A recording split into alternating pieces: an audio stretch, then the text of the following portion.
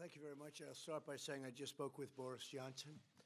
Would you cooperate? Well, we would if they give us our rights. It depends. If they vote and say you can't have lawyers, you can't ask questions, you can't have anybody present, all of these crazy things. Much different situation. We have some great drug numbers. Now, what is great drug? If you're down 15, 16, then it turns out that the whistleblower is a Democrat, strong Democrat, and is working with one of my opponents as a Democrat that I might end up running against. The whole thing is a scam. It's a fix. And we wrote a letter yesterday, and probably ends up being a big Supreme Court case. Maybe it goes a long time. I don't know. But the Republican Party has been treated unbelievably badly and unfairly by the Democrats, John. To me, it's very sad. John?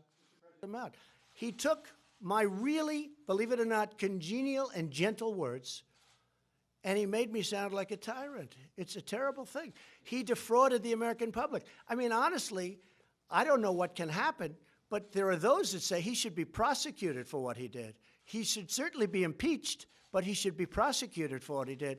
And I think he's a very bad leader of this movement. Yes, please. If Republicans get a fair shake, because the Republicans up there, this is a con job. This is a con being perpetrated on the United States public and even the world. Tried to bury that transcript in Well, that I don't know. Again, I'm not a lawyer. I can say this. I assume it was for leaks. I have no idea. I'm just answering. Because this city is like the leaking capital of the world. If you want to get something out to the press, all you have to do is hand it to somebody in Washington. So I assume it was for leaks. I mean, I've read that, and it doesn't seem like a big deal. What is a big deal? I think they're probably trying to protect it from leaks. But here's the other thing. We gave that transcript over almost immediately. It wasn't like we waited till now. Till now would be immediately, because it's only been doing it for 3 weeks. A young man was killed on his motorcycle. Because they have a tiny margin in the House, they have eviscerated the rules. They don't give us any fair play. It's the most unfair situation people have seen. No lawyers, you can't have lawyers, you can't speak, you can't do anything. You virtually can't do anything. Reduction campaign that is helping to fuel our incredible economic boom. So Biden is dropping like a rock. I don't think he's going to make it. I didn't think he was going to make it for a long time. I don't think he's going to make it.